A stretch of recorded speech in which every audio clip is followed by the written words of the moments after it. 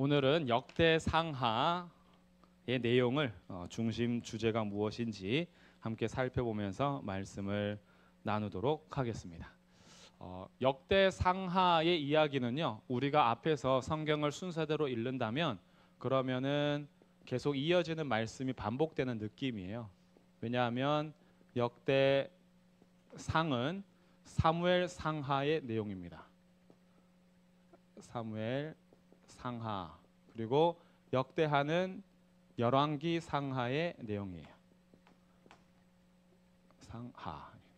그래서 순서대로 성경을 쭉 읽어간다면 앞에서 읽었던 내용을 다시 한번 읽는 느낌이 이제 드는 거죠. 그리고 열왕기 상하도 읽었는데 또 역대하를 읽으면서 그 내용이 반복되는 듯한 느낌이에요.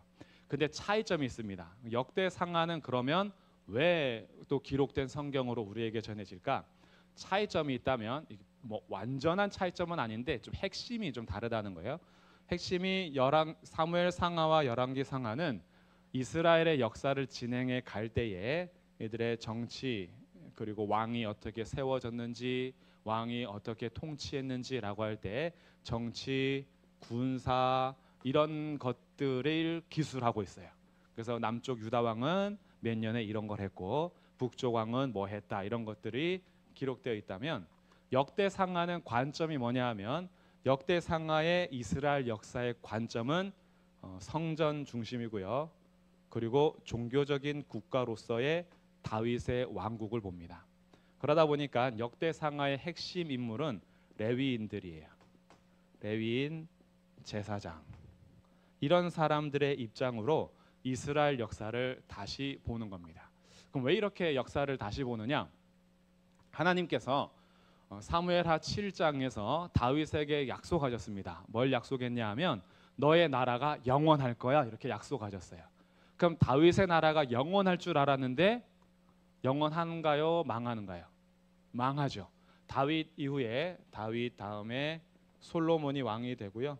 솔로몬 이후에 나라가 두 개로 쪼개지지요. 그래서 북쪽 이스라엘과 남쪽 유다로 나눠집니다. 북쪽 왕 19명이 진행되다가 722년에 멸망하고요. 남쪽 왕도 19명이 이어지는데 586년에 멸망을 합니다. 그러니까 하나님께서는 분명히 다윗의 나라가 영원할 거라고 얘기하셨는데 망한 거예요. 북쪽도 망하고 남쪽도 망하고 멸망한 거죠. 그러면 질문을 던져야 됩니다. 하나님께서 약속하신 것이 거짓인가? 아니면 약속은 했는데 지킬 수 있는 능력이 없으셨는가? 아니면 우리가 생각하는 다윗의 나라라는 것, 다윗의 왕위라는 것이 정치적이고 군사적인 나라가 아니라 또 다른 의미가 있는 것인가? 이런 질문을 하게 되겠죠.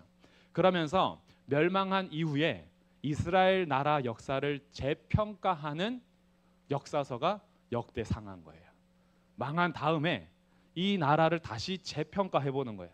하나님께서 약속하신 다윗의 나라라는 것은 어떤 나라였는가라고 보니 하나님께서 계속된 역사 속에서 우리의 관점이 정치와 경제와 군사로 쏠려 있었는데 가만히 들여다보니까 하나님의 주된 관심은 그게 아니었다라는 걸 알게 돼요. 그러면서 이스라엘 역사를 다시 보면서 새로운 눈으로 평가하며 역사를 기록하는 것이 역대상하입니다. 그러다 보니까 사무엘 하에서는 11장에 다윗이 밧세바를 범하는 사건, 그거 굉장히 큰 사건이죠. 밧세바를 범한 이후에 성도들이 죄를 지었을 때 어떻게 회개해야 되는지 가르쳐주고, 그리고 다윗도 사실은 메시아로서의 자격이 없는 우리와 똑같은 사람이라는 것을 드러내주는데, 역대기에서는 사무엘 상하 역사를 재평가할 때 다윗의 범죄를 기록할 이유가 없어요. 하나님께서 다윗을 통해서 하시고자 했던 것은 성전 건축 준비였어요.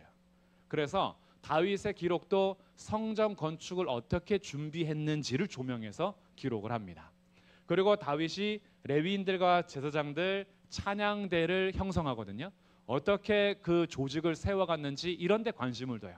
솔로몬도 마찬가지예요. 솔로몬도 그가 얼마나 많은 여자를 거느려서 넘어졌느냐 이런 데 관심 안 두고요. 솔로몬이 성전을 어떻게 건축했는가 여기에 관심을 둡니다. 그래서 성전 건축에 대한 기사가 많고, 북쪽과 남쪽 나눠져서 열왕기 상하가 기록되지만 역대 상하에서는 관심 없어요. 북쪽 이스라엘 관심 없습니다. 사울도 별로 관심 없어요. 사울 이야기도 몇 줄로 끝내버려요. 그러니 관심 자체가 다른 겁니다. 하나님께서 이루어 가시는 다윗의 나라를 어떻게 이해하는지에 따라서 북쪽 이스라엘 얘기 안 해요. 남쪽 유다 얘기만 합니다. 물론 잠깐 언급을 해요. 북쪽 이스라엘이 어떤 죄를 졌고 멸망했는지를 언급은 하지만 관심은 다 남쪽 유다 왕들에게 관심이 있고, 그 관심 중에서 핵심적인 관심이 히스기야와 요시야예요. 히스기야, 요시야는 성전 청결하고 유월절 지키는 이런 사람들이라서 여기에 포인트를 두면서 계속 이 역사를 성전에다 맞추면서 진행하고 있어요. 그러다 보니까 중요한 것이 있는데, 첫 번째 역대기에서 중요한 거는 족보가 굉장히 중요합니다. 족보가 중요해요. 그래서 1장부터 9장까지 사람 이름이 쭉 나옵니다. 사람 이름이 나와요. 한번 참고해서 보시겠어요? 1장 1절 보시면 아담, 셋, 에노스, 게남, 마할랄렐, 야렛, 에녹, 무드셀라, 라멕, 노아, 셈, 함, 야벳. 아벳의 자손은 고멜, 마공, 마대, 야완 쭉 나와요. 그 2장 가도 사람 이름만 쭉 나와요. 3장 가도 사람 이름만 쭉 나와요. 이 족보가 왜 중요하냐 하면 아담부터 시작되는 족보가 쭉 이어와서 노아까지 오고, 노아를 이어갈 때 노아의 셈, 함, 야벳이 있는데 구원의 역사는 셈 가문을 통해서 이루어집니다. 셈 가문을 통해서 쭉 이어지다가 셈 가문의 아담부터 20대 손이 아브라함이에요. 그럼 아브라함부터 또 쭉 이어져서 나오는 사람들이 아브라함 다음에 유다, 유다에서 이어지는 사람이 쭉 짚어와서 다윗, 다윗에게서 이렇게 남쪽을 행해서 마지막에 멸망당할 때 포로로 끌려가는 사람이 여호야킨이 끌려가는데 이 사람 이름은 여고냐라는 사람입니다. 이 사람이 포로로 잡혀갔다가 포로에서도 이 다윗의 후손의 족보를 이어가요. 그 중에 우리가 잘 아는 유명한 사람이 스룹바벨은 포로 귀환할 때 총독이었잖아요. 왕족입니다. 다윗의 계보를 이어가는 사람이에요. 그리고 우리가 잘 아는 유명한 사람이 이렇게 쭉 이어와서 마리아의 남편이 되는 요셉. 이 족보가 이어지고 있다는 거예요. 그러니까 족보가 왜 중요하냐면 지금 이 족보가 이스라엘은 멸망했지만 북쪽도 망하고 남쪽도 망했지만 하나님께서는 우리를 구원하시기 위한 족보를 끊임없이 이어가고 계신다. 그래서 저희가 아까 읽었던 역대하 마지막 장면이 멸망한 것으로 끝나지 않고 고레스 왕이 너희들 가서 성전 건축해라 이렇게 끝나는 거예요. 성전 건축의 역사를 이어가면서 이 왕의 족보가 포로로 잡혀갔지만 끊기지 않고 이어와서 요셉이 마리아와 결혼을 하고 그 마리아에게서 예수님이 오시는 이 족보를 밝히기 위해서 1장부터 9장까지 이스라엘 아담부터의 족보가 쭉 이어지고 있습니다. 그런 이 족보는 믿음의 백성들의 정체성을 밝혀주는 거예요. 우리의 정체성이 어디서부터 이어져 왔느냐라는 것이 중요하게 기록되어 있고요. 두 번째 강조점은 다윗입니다. 그래서 다윗이 어떤 왕으로 어떻게 통치했는지를 보여주면서 다윗과 맺었던 언약을 하나님께서 어떻게 신실하게 이어가는지를 보여주는 역사예요. 이스라엘은 실패했어요. 북쪽도 결국 말 안 듣고 남쪽도 말 안 들어서 실패했어요. 그러면 하나님의 약속도 실패하느냐? 그렇지 않더라. 이것을 보여주는 게 역대 상하입니다. 그래서 인간은 실패하나 하나님의 약속은 인간의 실패에 따라서 실패하지 않더라. 인간은 실패해도 하나님은 결코 약속을 신실하게 이어가시더라. 이것이 역대 상하에서 강조하는 두 번째 이야기고요. 세 번째 강조점은 성전입니다. 그래서 예배를 굉장히 중요시해요. 예배, 찬송, 기도, 함께 모여서 축복하고 이런 성전을 건축하고 성전을 회복하고 성전이 더러워졌을 때 성전을 다시 깨끗하게 하고 이런 이야기가 중요하게 남는 거죠. 그래서 우리가 역대기를 읽을 때는 우리의 삶에 어떻게 적용해 볼 수 있는가 하면 하나님께서도 우리의 삶을 이어가실 때요. 이제는 예수님까지 이어온 족보가 예수님이 이 땅에 오셨죠. 예수 그리스도께서 오셔서 이제 모든 믿는 자들은 예수와 연합된 자로 살게 합니다. 그래서 예수님과 연합된 자로 살기 때문에 내가 그리스도와 함께 십자가에 못 박혔나니 그러므로 이제 내가 사는 것이 아니요 그가 내 안에 내가 주 안에 이제 주와 함께 사는 것, 이렇게 연합하는 연합체로 살아가기 때문에 우리들은 예수님 안에서 다 어떤 족보에 들어가냐 하면 아담부터 이어오고 아브라함을 이어가서 유다로 이어가며 다윗의 계보에서 오시는 메시아의 족보 안에 우리가 다 들어가는 거예요. 그래서 우리의 정체성은 아브라함의 자손으로서 상속자가 맞더라, 이것을 확인할 수 있는 것이 족보입니다. 우리가 예수님 안에서 들어가 있는 족보 안에 우리의 정체성이 있는데 이것은 혈통으로나 육종으로 되는 게 아니에요. 이건 어떻게 된 거예요? 하나님께서 우리에게 은혜로 믿음 주셔서 거듭나게 하셨기 때문에 가능한 겁니다. 우리가 그 안에서 택함 받았다라는 것, 우리가 그 안에 예정되어 있는 하나님의 백성이라는 것, 이 족보를 볼 때마다요, 내가 어떻게 이 안에 들어가 있는지를 놀라게 되는 거예요. 내가 어떻게 이렇게 여기 와서 예수님 믿고 있지?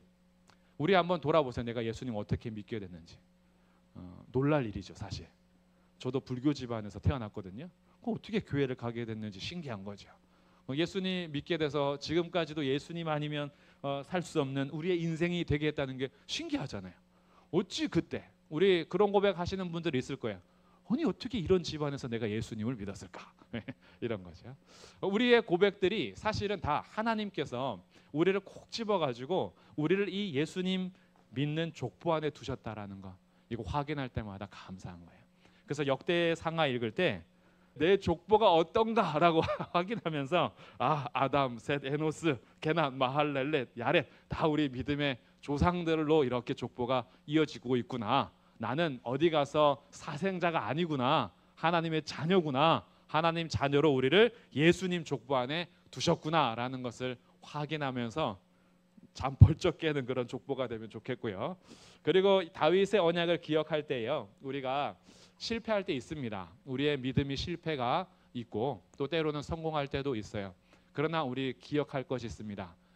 우리 믿음의 역사는 나의 성공과 실패에 따라서 결과가 나지 않습니다. 제가 얼마 전에 읽은 책에서 아주 되게 좋은 예화가 있어가지고 제가 소개를 해드리는데, 우리 구원에 대해서 얘기할 때에 이런 예화를 드셨어요. 다리가 있는데, 다리가 있어요. 다리가 있는데 아주 높은 다리예요. 그런데 이 다리를 건너가려고 하는 사람이 있습니다. 건너가려고 하는 사람이 있는데 이 다리가 사실은요, 다 이렇게 균열돼 있어가지고 10kg짜리 돌만 올라와도 이제 무너지는 다리예요. 그럼 나는 10kg가 넘겠죠. 근데 이 사람이요, 믿음이 아주 강해요.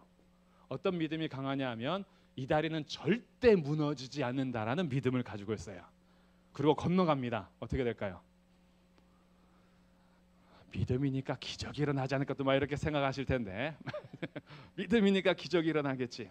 다른 표현으로 하면, 자, 저 앞에 덤프 트럭이 지금 100km로 달려오고 있어요. 나는 고속도로에 서 있어요. 나는 이런 믿음이 있어요. 저 차가 나한테 부딪혀도 난 절대 죽지 않는다라는 믿음이 있어요. 믿음이 강해요. 서 있어요. 어떻게 될까요? 죽죠. 다리는 왜 대답을 못 하세요? 왠지 믿음을 거스르는 것 같아서 이 사람이 자기 스스로 믿음을 아무리 강하게 가져도 이 다리는 무너져요. 그런데 반대로 이 다리가 진짜 견고합니다. 여기는 10kg가 아니라 1000톤 트럭이 지나가도 튼튼한 다리예요. 근데 이 사람은 믿음이 연약해요. 불안해. 이 다리가 너무 높아서 공포증이 있어요. 내가 과연 이 다리 건너갈 때 무너지지 않을까? 두려워. 무섭고 연약해요. 근데도 한 발씩 건너가요. 이 사람 끝까지 건너갈까요? 못 건너갈까요? 건너가죠. 이 다리는 절대 안 무너지니까. 이걸 가지고 우리의 믿음을 어떻게 설명하냐 봤더니, 우리가 하나님의 은혜를 받고 믿음으로 천국에 가는 것은 내 믿음의 강함 때문이 아니라 우리의 믿음의 주가 되시는 예수님이 절대 무너지지 않는 분이기 때문이다. 우리의 믿음의 대상이 잘못되면 내 믿음이 아무리 강해도 무너지는 거예요. 그런데 우리는 연약하고 실패할 때 있어요. 그러나 우리와 약속하신 예수 그리스도가 세상 그 어떤 것과도 우리의 관계를 끊을 수 없는 분으로 강하게 계시기 때문에 세상의 어떤 피조물도 우리를 예수 그리스도 안에 있는 하나님의 사랑에서 끊을 수 없느니라. 사망이나 생명이나 천사들이나 권세자들이나 현재일이나 장래일이나 능력이나 기품이나 그 어떤 것도 우리를 예수님 안에 있는 하나님의 사랑에서 끊을 수 없는 것을 확신할 수 있게 되는 거야. 그래서 우리의 확신은요, 나의 잘함이 아니에요. 내가 요즘에 기도도 열심히 하고 성경도 열심히 읽고 내가 그래도 주일 예배도 안 빠지고 가끔 새벽 기도도 가고 금요 기도에도 그래도 가끔 가고 내 믿음 생활 어느 정도 나름대로 열심히 하니까 내 믿음 괜찮아. 그 믿음으로 서는 게 아니에요. 우리의 믿음은 오직 예수 그리스도가 견고한 반석이시기 때문에 그래서 가능한 겁니다. 그래서 옛날부터 저는 어떤 예화를 좋아했냐면 이런 예화인데 이 반석이 예수님이시죠. 그래서 내가 이 반석 위에 잘 서 있을 때도 있어요. 잘 서 있을 때도 있는데 때로는 내가 불안하게 서 있을 수도 있어요. 어디로 넘어질지 몰라요. 그러나 내가 안전할 수 있는 것은 넘어져도 나는 예수님 위에 있기 때문이에요. 우리의 믿음의 반석이 예수님이란 사실이 왜 중요하냐 하면 우리는 잘 설 때도 있고 흔들릴 때도 있고 넘어질 때도 있어요. 그러나 우리들이 이미 예수님 안에 있다면 그 예수님 안에 있는 자녀는 예수님이 끝까지 책임지십니다. 이것이 다윗의 언약에서 볼 수 있는 하나님의 구원의 약속인 거예요. 그래서 역대기는 이스라엘이 실패했고 유다가 실패했으나 하나님은 결국 고레스를 명령해서 다시 예루살렘의 성전을 건축하라고 보내시는 거예요. 포로 귀환을 하십니다. 그래서 마지막 장면에 이 70년의 포로 생활을 뭐라고 얘기하는지 한번 읽어보겠습니다. 역대하 마지막 장 한번 가볼게요.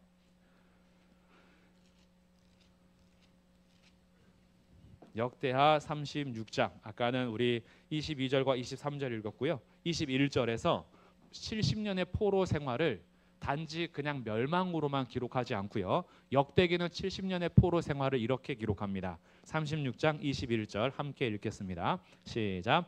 이에 토지가 황폐하여 땅이 안식년을 누림같이 안식하여 70년을 지냈으니 여호와께서 예레미야의 입으로 하신 말씀이 이루어졌더라. 아멘. 70년의 포로 생활을 뭐라고 얘기했냐 하면 안식년으로 얘기했어요. 하나님께서 이스라엘 땅을 70년 동안 쉬게 하셨다라는 거예요.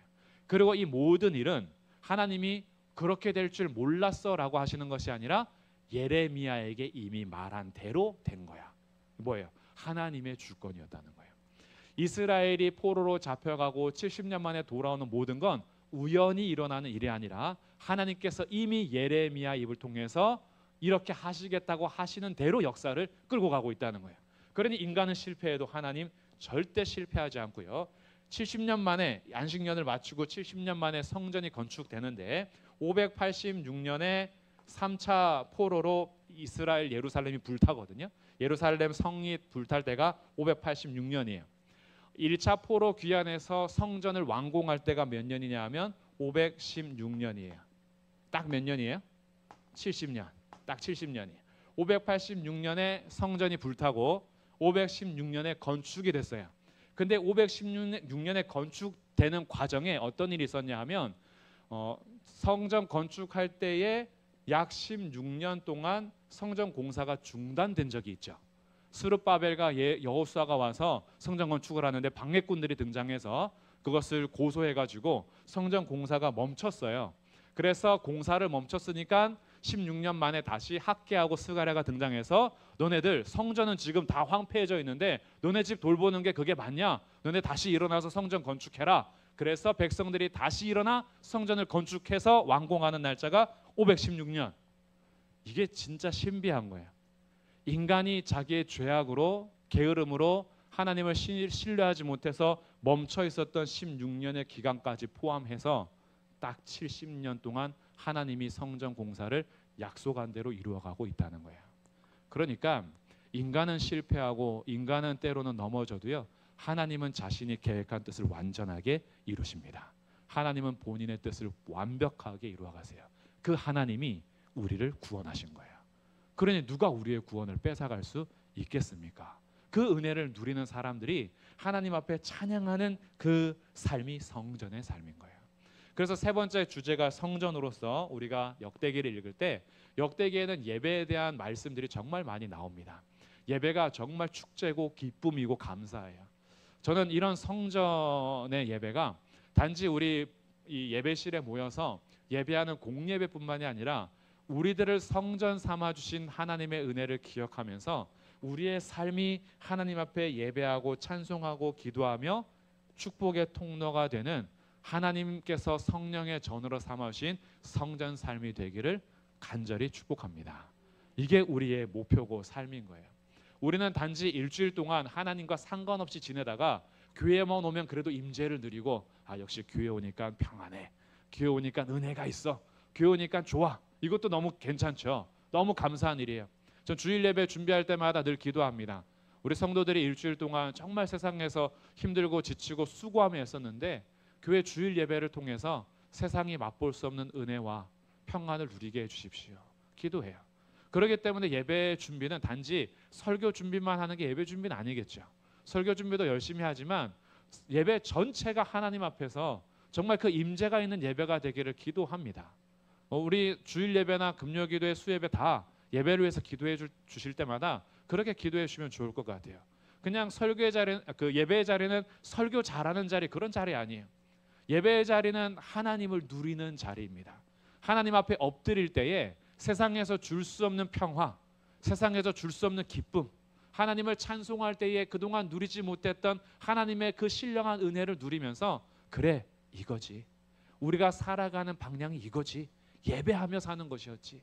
예배할 때 떠나가는 염려, 하나님 앞에 맡기면서 살 때 떠나가는 그 근심, 무거운 짐 맡겨버리고 주님께서 위에서부터 부어오시는 신령한 은혜를 받아서 일주일 살아갈 수 있는 힘을 다시 얻는 거야. 그렇지, 내가 살아가는 방향이 있지. 나는 주와 함께 죽고 주와 함께 살고 하나님의 영광을 위해서 내가 또 일주일의 삶을 살아야지. 내가 그동안 치우쳐 있었구나. 그래, 하나님 은혜로 내가 사는 거지 라고 다시 한번 공급받아서 가는 거예요. 그래서 그 예배 시간에 그렇게 누리는 것도 너무 좋은데, 그런데 그것만이 아니라는 거예요. 하나님께서는 우리 자체를 성령이 거하시는 성령의 전 삼아주셨기 때문에 주님은 이러한 은혜와 이러한 기쁨과 예배의 삶을 우리의 삶에서도 계속 이어가기를 바라시는 거예요. 그 삶이 이어갈 때에 우리의 가정이 성전이 될 수도 있고 우리의 일터가 예배 처소가 될 수도 있어요. 우리의 만남이 주님의 복이 흘러가는 축복의 통로의 장소가 될 수 있고 자리가 될 수 있어요. 하나님은 우리를 그렇게 세워주셨습니다. 세상 아래에서 짓눌리며 살게 한 것이 아니라 세상을 축복하는 자로 살게 하셨어요. 그래서 이 축복은 돈 많아 살 수 있는 것 아니고, 이 축복은 내가 명함이 권력이 많아서 할 수 있는 것도 아니고, 세상을 향한 축복은 예수 그리스도를 믿는 믿음으로 가능한 거예요. 우리는 그렇게 살 존재로 부름받은 겁니다. 그래서 역대 상하를 볼 때에는 나의 정치적인 세력, 군사력인 어떤 나의 힘, 내가 가지고 있는 경제력, 이런 것으로 우리의 인생을 평가하게 하지 않고 역대 상하는 우리를 하나님 앞에서 성전의 삶을 살아가는 우리의 정체성이 누구인지를 분명히 알게 하고 우리를 끝까지 붙들어 오시는 하나님의 약속 안에 우리가 있다는 것을 확신하면서 우리의 삶에서 성전으로서 하나님을 예배하고 다른 사람들을 축복하고 세상에 줄 수 없는 기쁨과 평화를 내가 누릴 뿐 아니라 고되고 힘든 삶의 위로자가 되고 상담자가 되고 그 기쁨을 나눠줄 수 있는 자가 되도록 하나님 우리를 세상 위에 세우셔서 예수님 몸 삼아 주신 겁니다. 그것이 우리의 삶이라는 거예요. 그래서 역대 상하는 이런 예배의 이야기가 쭉 이어지고요.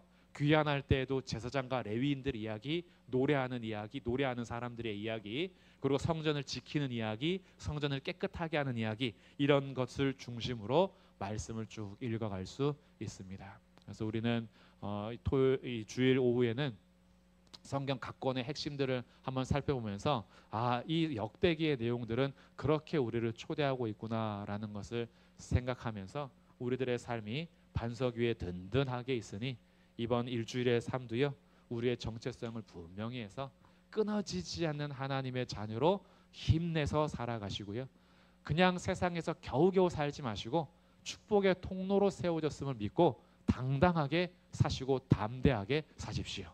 세상을 위해서 기도하시고 우리 일터를 축복하시고 우리의 가정의 자녀들과 우리 부모님과 우리 형제들을 축복하면서 나를 성전 삼아주신 예수님의 이름으로 우리는 감사와 축복이 계속 퍼져가야 하는 거예요.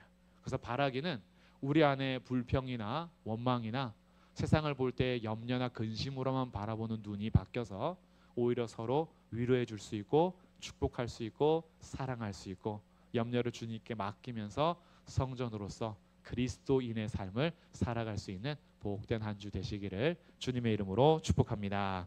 아멘. 우리 시간 함께 일주일의 삶을 맡기면서 기도하면 좋겠습니다. 함께 기도하실 때 하나님, 주님이 언제나 우리와 함께 계실 터인데 제가 그것을 잊지 않고 일주일 동안 하나님의 자녀인 그리스도인의 정체성을 가지고 절대 끊어지지 않는 언약 안에 있는 백성답게 성전으로 세상을 축복하고 가정을 축복하고 내가 만나는 사람들에게 복이 흘러갈 수 있는 축복의 통로로서 일주일 예배자로 살게 해주시고 성전으로 살도록 인도해 주십시오. 우리 일주일의 삶을 맡기면서 함께 기도하겠습니다.